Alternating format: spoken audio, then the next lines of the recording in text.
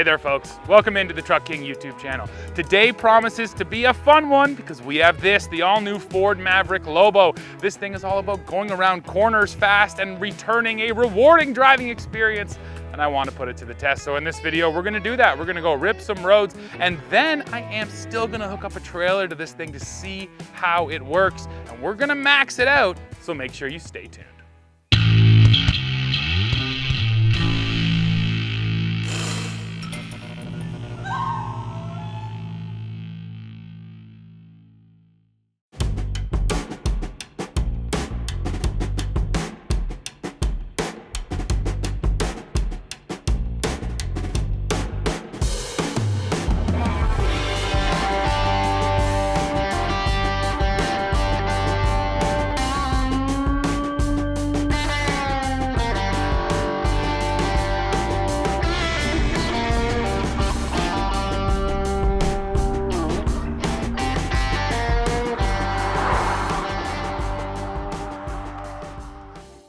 Let's start with the powertrain, and this is one of the areas where Ford didn't change the Lobo. This is the same EcoBoost you're gonna get in other Mavericks. It's a 2-liter turbocharged 4-cylinder. It makes 250 horsepower, 277 pound-feet of torque. But one thing that is different on this powertrain is a 7-speed automatic, not the 8-speed automatic you're gonna find in other Mavericks. And Ford says that that should just help with the acceleration and with that aggressive driving experience.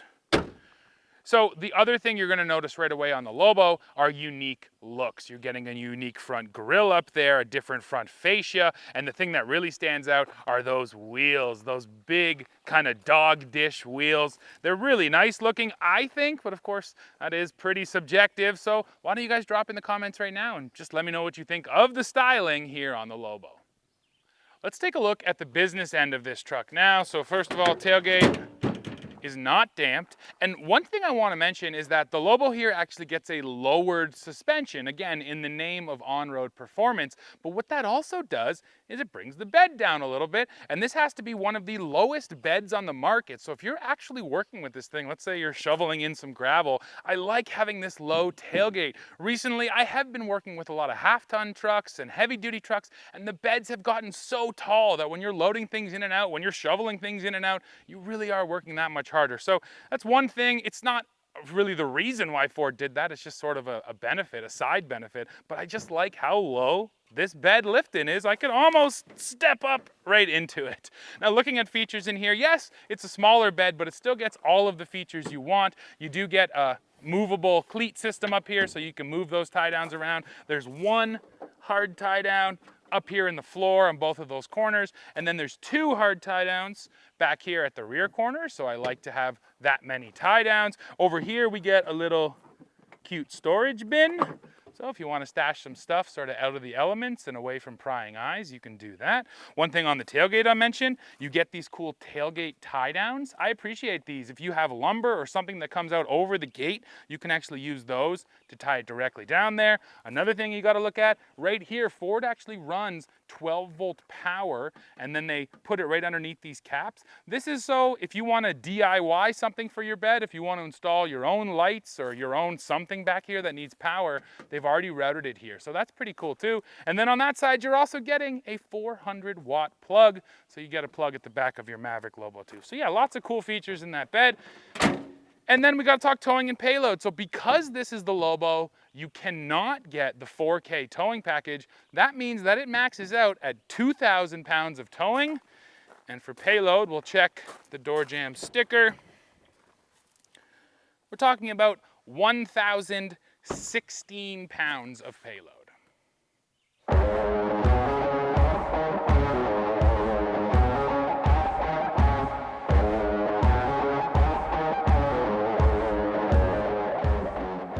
Let's take a look underneath this Maverick Lobo now, and a lot of the unique components you just straight up can't see because this thing has a whole different steering rack than the standard Maverick. You can see up into the suspension. It doesn't look like much, but yes, the shocks here are totally changed out too, and that's helping it get that reduced ride height. And then the other thing you're gonna notice, it's really well sealed up. Now this is this sort of plasticky material, and on most off-road trucks I complain about this stuff because yeah, it's not that strong and it's just gonna get muddy and gross and probably get hooked on a rock. But on a truck that's meant to go fast around corners, yeah, I appreciate getting all this for aerodynamics. This is gonna help with your fuel economy, and I think on a truck like this you want every little bit of help you can get. So yeah, nicely sealed up. Now as we roll all the way to the back, there's one other thing I can show you here, besides the fact that I need to bring my weed whacker out here, and that is the twin clutch rear drive unit. So there's actually a clutch up in here on this side and up in here, and that's able to split the power from left to right. Now this was first introduced on the Tremor as an off-road upgrade, because off-road it's able to send the power to the wheel that needs traction.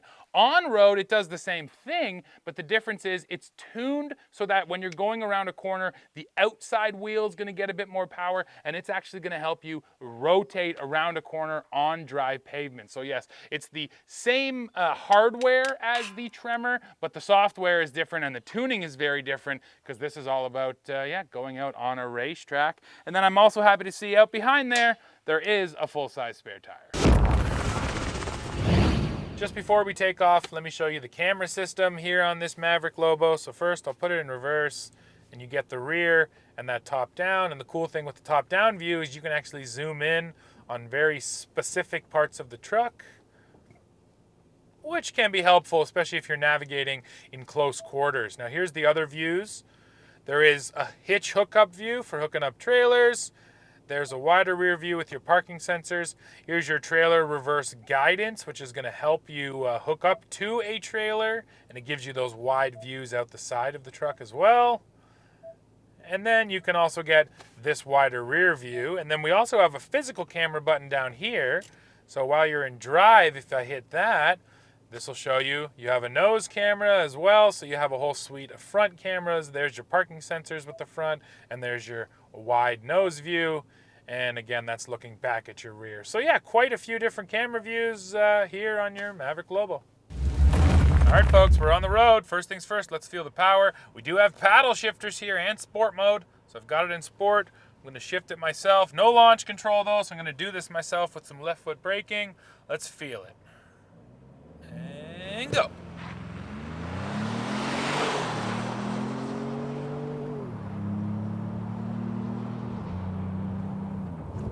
And you know what, folks? It's all right. It's the one thing that Ford chose not to do with this Lobo, was to give it more power. And I do think it's the one thing, if you're looking for a nitpick, yeah, you can definitely say, you know what, this truck could use some more power, because that launch was just enough. But the power alone is not thrilling in any way. It is well matched to this truck, but don't look for a massive amount of excitement coming from the powertrain. Now the 7-speed also felt like it shifted pretty quickly. I do like the paddles, felt very responsive when I wanted those upshifts, so those things were all good. But yes, the thrilling sort of sports car aspects of the Lobo have everything to do with the suspension and handling, and not a ton to do with the powertrain. And that's actually a little surprising coming from Ford, because this is a brand that generally does give more power to its more exciting trucks. Think about the Ranger Raptor, or the F-150 Raptor, or the Raptor R. With all of those trucks, you know, they said this is a special truck, let's give it a special powertrain, and with Lobo, they did not do that. So if the powertrain's not thrilling, is the handling? Well, we're gonna go through a couple twisties here. And it is quite good, man. You can feel that it's significantly stiffer than the standard Maverick, so no body roll. This thing just stays nice and flat and planted. The steering ratio has also been made quicker, so when you are, you know, turning in, it just feels like it's right there, it reacts super quick, and those things are actually quite fun. So when it comes to the handling on this thing, that's where it feels like Ford spent their time and their energy. And you know what, I'm also just happy they did this for the Maverick, because this truck already lends itself to good handling. It's already small, it already has a short wheelbase, it's already lightweight, so all those things you want out of a sports car are already here. So this was the right package to take and then try to make it handle better, and Ford absolutely did that. Now the road we're on right now is a back road out here in rural Ontario, but it is paved. So it's lending itself well to showing off the handling, but it's also got a bunch of potholes in it. It's not super well paved, and that's when sort of the downside of the Lobo shows itself, which I already mentioned. It's the stiffness. If you're just daily driving this thing, you're definitely compromising your overall driving comfort to get that handling out of it. And it's very pronounced on a road like this. If you're on smooth highways all the time, it's not bad. Once you get on anything a little bit rougher, yeah, it starts to feel stiff and rough. So that's your compromise. If you want the handling, I don't think you'll be disappointed about how it goes around corners, but you will pay for it in the comfort department. And one more word on the power now. You know what? Off the line, I said not thrilling, and I meant it, but I do like when we're moving at speed in the mid-range how responsive it is. You know, cruising along here at 60 kilometers an hour, when I ask for more power in sport mode, it feels like it really is right there, quick to respond. And I like that. So yeah, the powertrain, it's not sort of the jewel, the crown jewel of this package, but it's also not taking away from the package at all. So to answer simply the question of, is the Maverick Lobo fun to drive? The answer is absolutely yes.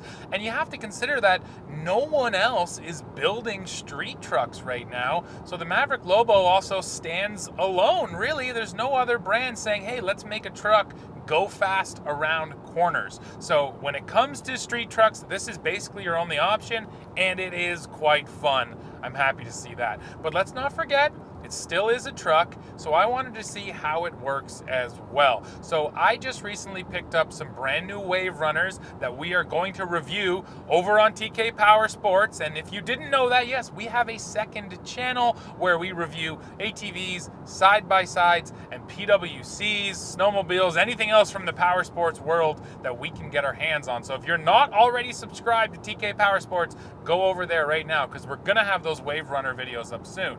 But right now, back to the Maverick. So those WaveRunners have a dry weight of about 600 pounds, but then once you add the fluids in and then you include the trailer, that whole package was probably close to 2,000 pounds, maybe a little bit underneath, but it would have been right there.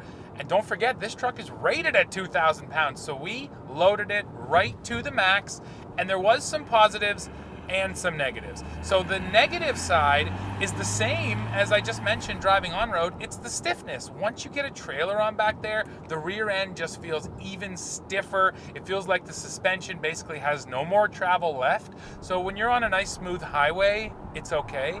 The second you get on any type of broken pavement or rough road, it's quite stiff. You feel the trailer kind of rattling around. You can feel it sort of pulling on the back end of the truck. There's just so much sort of force transferred to you as the driver because of the stiffness. Now that's on the negative side, but the positive side of the stiffness is that it does give you confidence. You get none of that wallowy kind of marshmallow feeling. This thing feels tight and controlled, even with the weight back there. Now we do have tow haul mode here, and that definitely helped the powertrain. There was plenty of power, and when it comes to towing something like WaveRunners, they're quite aerodynamic, so it's not nearly the same as towing a big high-sided box trailer. So in that way, the trailer also helped. But yeah, power, I had no complaints. It got up to speed plenty quickly. Braking also felt quite good, so I was happy to see that. You never know with the brakes, and there is no trailer brakes because the trailer was so light. You don't need trailer brakes, so we relied on the Maverick brakes, and they felt good as well. And Ford even brought some of their good towing technology down to the Maverick, and the Lobo gets it. So we do get Pro Trailer Backup Assist here. We also get Pro Trailer Hitch Assist. So all of those, towing features are here too to help you out when you have a trailer on, and I appreciate that. Just because this is the fun street truck, Ford didn't say, they don't need the towing stuff. No, we get all of that stuff built in here too. Overall, Maverick Lobo towing I would say it's quite good. Even at the limit, it's just unfortunate that the limit is only 2,000 pounds, that you can't get that 4K towing package. And so at 2,000 pounds, yeah, you're basically looking at things like WaveRunners, small fishing boats, a single ATV or a side-by-side, small utility trailers, stuff like that. Maybe the smallest of teardrop travel trailers, but that's probably already going to start to feel pretty big and heavy here. And again, the more weight you add, the stiffer and more uncomfortable this truck is going to get. So there's definitely some compromises you can see here, and I'm actually happy for that. I'm happy for that because if there was no compromises, that would be because Ford didn't go that hard into the handling. You know, if they kind of said, let's put some stickers on it, maybe some tires, make it a hair stiffer, but keep the towing high, well then you'd get in and it wouldn't be that fun on a twisty, windy road. And you know what? We have plenty of trucks for towing. Heck, there's plenty of Mavericks if towing is your focus. So I'm actually happy to see that Ford said, you know what? No, we're going to give up some towing overall capacity, give up some comfort, and we're going to make this thing handle proper. And they definitely did that. Now I should touch on the tires real quick. That's another area where you could get a lot more performance out of this truck because Ford didn't install a very aggressive set of street tires from the factory. This is an all-season tire. It's okay, but it is certainly not nearly as grippy as some of the rubber you can get. So if I was to buy one of these things, that would be my first upgrade for sure. Go out and get yourself some real performance tires, and that's gonna make the handling that much better. Now let's come inside the Maverick Lobo for a second. So the Lobo that we're driving today is the Lobo with the high package. So essentially all of the features are here. And when you go for the high package, you're getting upgraded stereo, wireless charging for my cell phone, and a whole bunch of other convenience features to make sure that, yeah, this thing has all of those luxuries along with it. And the interior feels good. It feels like all the features are here that I want. And I do like some of the styling cues. They have these little blue accents everywhere. There's some nice blue and yellow stitching that's also been included. Ford is trying to go for that sort of graffiti street look. I'm not sure how well they pulled that off, but overall, I do like that the interior sets itself apart a little bit. And then this is not Lobo specific, but I say this in every Maverick because I feel it's necessary. This is a small truck that feels big inside. This is a big, airy interior. Even for a big guy like me, I can sit in this truck next to my dad and we're not on top of each other. We're not bumping elbows. So that's another thing I think is important to drive home. Just because you got the smallest truck in the Ford lineup doesn't mean on the inside you're gonna feel super cramped. And that's just another thing I really appreciate about the Maverick. All right, well now you've heard all about the performance of the Lobo. We got to dive into the price. So here in Canada, this Lobo as it sits is $50,000. And that is where you start to lose me for sure. There is a bit of a mental barrier I have, which is just, this is a small truck, the smallest truck that Ford sells. It should never get over 50 grand. You are getting a lot here. You know, I told you the handling really is quite good. It is a fun package. It looks nice. You got the upgraded interior. But yeah, 50 still feels expensive. And we are truly very far removed from the days where it felt like the pricing was very separate from truck to truck, meaning a Maverick would, you know, stop at 40 and then a Ranger would start at 40. And so as you moved up the price walk, you'd move up trucks. And now at 50 grand, you can get, you know, a high level Maverick, you can get a mid-range Ranger, or you can get a base level F-150, all at the same price points. So you really do have to ask yourself for that money, yeah, which one of these trucks is going to work best for me? And you know what? It's a story that no one's going to be surprised to hear. It's very expensive, and all trucks are expensive these days. All vehicles are expensive these days. So yeah, it's another one of these cases of if you can afford it, I think you're going to be satisfied because it truly is a fun truck, and it basically stands alone right now. It's in a class of one when it comes to fun street trucks coming directly from the factory. So with all of that in mind, yes, I think it's a good truck, but I just wish that price tag was a bit lower.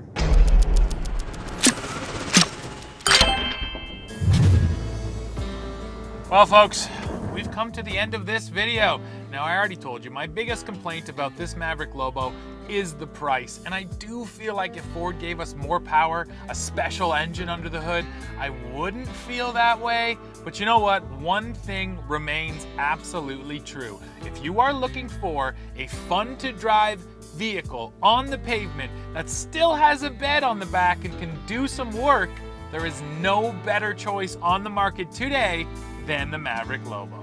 Well folks, that is it for this one. Now, of course, I want to hear from you. Let me know what you think of this truck, the way it looks, the way it drives, and everything you saw in this video.